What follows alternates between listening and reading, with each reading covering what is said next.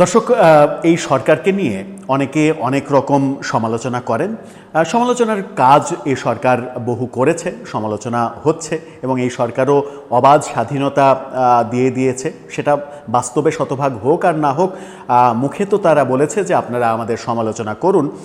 কখনো কখনো সেই সমালোচনা করলে হিতে বিপরীত হওয়ার ঘটনাও আমরা দেখছি, তবে সেটা মারাত্মক আকার ধারণ করেনি, সেটা স্বীকার করতেই হয় যে এখন অন্তত মূলধারার গণমাধ্যমে না হলেও সামাজিক যোগাযোগ মাধ্যমে, ইউটিউবে, ফেসবুকে সরকারের ব্যাপক সমালোচনা হচ্ছে, যেটা মানে একটা ভালো লক্ষণ, একটা শুভ লক্ষণ যে সরকারের সমালোচনা মানুষ করছে। যদিও মূলধারার গণমাধ্যমে সরকারের একটা বিশেষ চাপ রয়েছে, সেটা সকলেই বলেন, এবং সর্বশেষ বিভুরঞ্জন সরকারের মৃত্যু এবং তার খোলা চিঠির মাধ্যমে আমরা সেই বিশেষ চাপের ব্যাপারের একটা সত্যতাও খুঁজে পেয়েছি। সরকারের সমালোচনা হবেই, খুবই স্বাভাবিক, ভুল করলে সমালোচনা হবে, কিন্তু সরকার যদি এরকম কোনো সিদ্ধান্ত নেয় যে একটা স্কুলের একজন শিক্ষক, তিনি শিক্ষক পদে চাকরি করছেন, মানুষকে মানে শিশুদেরকে শিক্ষা দিচ্ছেন, সেই একই স্কুলে তাকে যদি আবার মানে সেই শিক্ষককে শিক্ষক পদে রেখেই তাকে যদি দপ্তরি কিংবা পিয়নের পোস্টেও নিয়োগ দেওয়া হয়, তাহলে ব্যাপারটাতে কি আপনি বেশি অবাক হবেন? মানে ধরে নিন যে একটা স্কুলের শিক্ষক, আমার শিক্ষক পদ আছে, আমি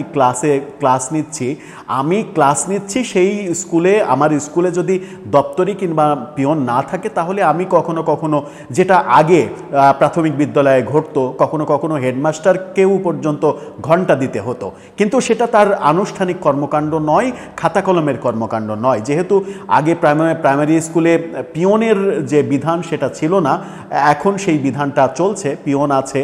আগে এই কারণেই প্রধান শিক্ষকরা স্কুলে ঘন্টা দিতেন, কিন্তু যখন পিয়ন আছে, আমি শিক্ষক, আমাকে একই সাথে যদি পিয়নের পোস্টেও নিয়োগ দেয়া হয়, তাহলে ব্যাপারটা কেমন দাঁড়ায়? ধরে নিন একটা স্কুলে আমি ক্লাসও নিচ্ছি, আবার পিয়ন হিসেবে মানে শিক্ষকদের সেবা যত্ন করছি, চা খাওয়াচ্ছি, এটা ধুয়ে দিচ্ছি, ওটা ধুয়ে দিচ্ছি, এটা এগিয়ে দিচ্ছি, ওটা এগিয়ে দিচ্ছি। ব্যাপারটা কেমন হয়? একটু মাথা ঠান্ডা করে ভাবুন তো যে ব্যাপারটা কেমন হয়। এবং এই সিদ্ধান্ত যদি হয়, তাহলে এই সিদ্ধান্ত যিনি নিয়েছেন, যার সিদ্ধান্তে এই ঘটনাটি ঘটেছে, তাকে আপনি নেহায়েতই পাগল ছাড়া আর কিছু কি বলতে পারবেন না। কিন্তু সেই সিদ্ধান্তটাই এবার সরকার নিয়েছে। একজন উপদেষ্টা, যার অধীনস্থ একটা প্রতিষ্ঠানের চেয়ারম্যান, বাংলাদেশের একটা প্রতিষ্ঠানের চেয়ারম্যান, সেই উপদেষ্টাকে একই সাথে ওই প্রতিষ্ঠানের চেয়ারম্যান করা হয়েছে। ব্যাপারটা হাস্যকর না? ব্যাপারটা কতটা হাস্যকর আরেকটু ব্যাখ্যা দিয়ে বোঝানোর চেষ্টা করছি এই ভিডিওতে। থাকবেন পলিটিক্স টিভির নিয়মিত আয়োজনে।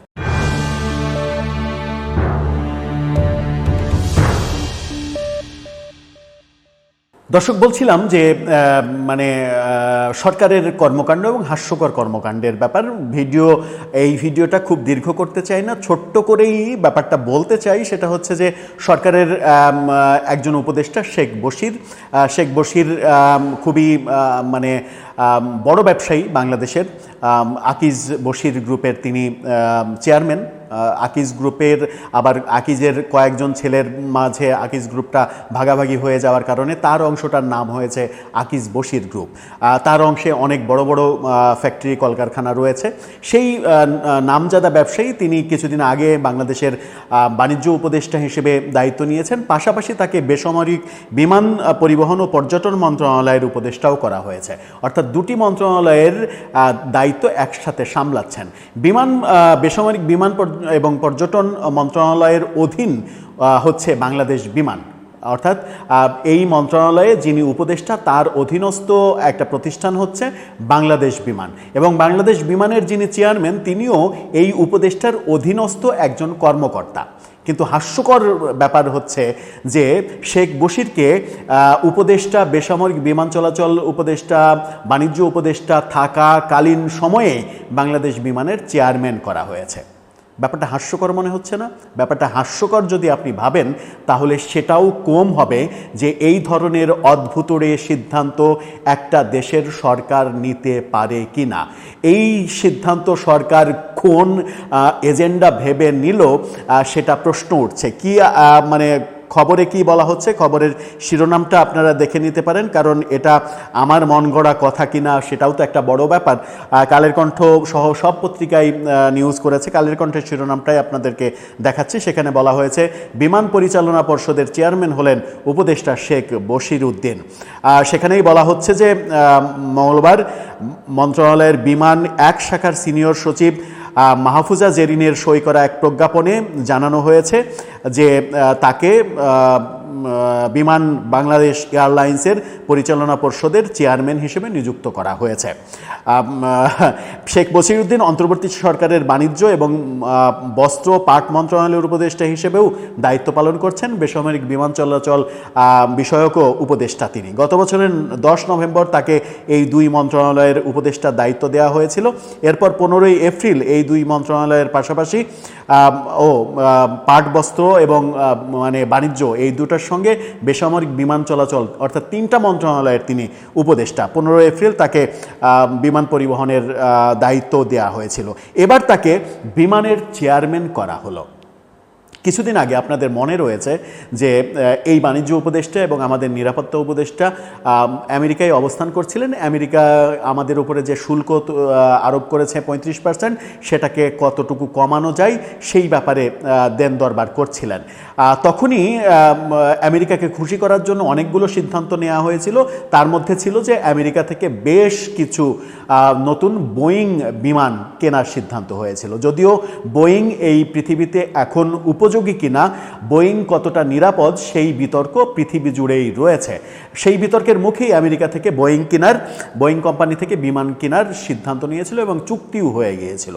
কিন্তু মজার ব্যাপার হচ্ছে, তখন যে তথ্যটা সামনে এসেছিল সেটা হচ্ছে যে বিমান কেনা হবে যাদের জন্য, অর্থাৎ বাংলাদেশ বিমানের জন্য, সেই বিমানের যিনি চেয়ারম্যান কিংবা বিমান কর্তৃপক্ষ কেউই জানে না যে আমেরিকা থেকে বোয়িং কেনার সিদ্ধান্ত হয়েছে। কারণ বিমানই তো সিদ্ধান্ত নেবে, বাংলাদেশ বিমান সংস্থা হিসেবে তারাই সিদ্ধান্ত নেবে যে কি বিমান লাগবে, কতটা কোন ধরনের বিমান লাগবে। এটা তাদের সিদ্ধান্ত ব্যাপার এবং এটা কারিগরি ব্যাপার। কারিগরি ব্যাপারে সংশ্লিষ্ট প্রতিষ্ঠানকে অবহিত না করে এত বড় একটা সিদ্ধান্ত বাণিজ্যমন্ত্রী কিংবা সরকার নিয়েছিলেন। তখনই বিতর্ক তৈরি হয়েছিল এবং আমেরিকা থেকে কেন বেশি দামে এটা কেনা হবে এই বিতর্কও উঠেছিল।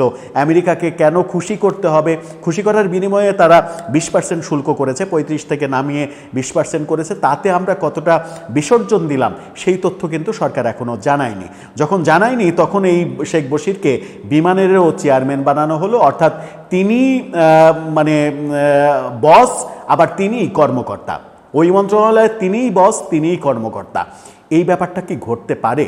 কোনো মন্ত্রীকে বাংলাদেশের কোনো প্রতিষ্ঠানের চেয়ারম্যান কি করা যেতে পারে?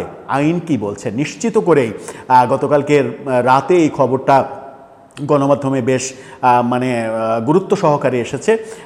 নিশ্চিত করেই 2-1 দিনের মধ্যে এই ব্যাপারে প্রচুর লেখালেখি হবে, প্রচুর আলোচনা হবে এবং সরকারের এই সিদ্ধান্তটা আমার মনে হয় যে এই সিদ্ধান্তটা নাও টিকতে পারে। সরকার সমালোচনার মুখে এই সিদ্ধান্ত থেকে বেরিয়ে আসতে পারে।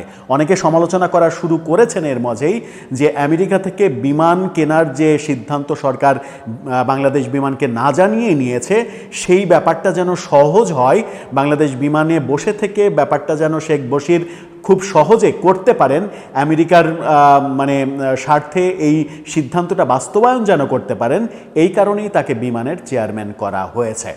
তাতে করে নিয়মের তোয়াক্কা কি আদৌ করা হয়েছে? প্রশ্নটা এসেই যায়। দর্শক, আপনার কি মনে হয়?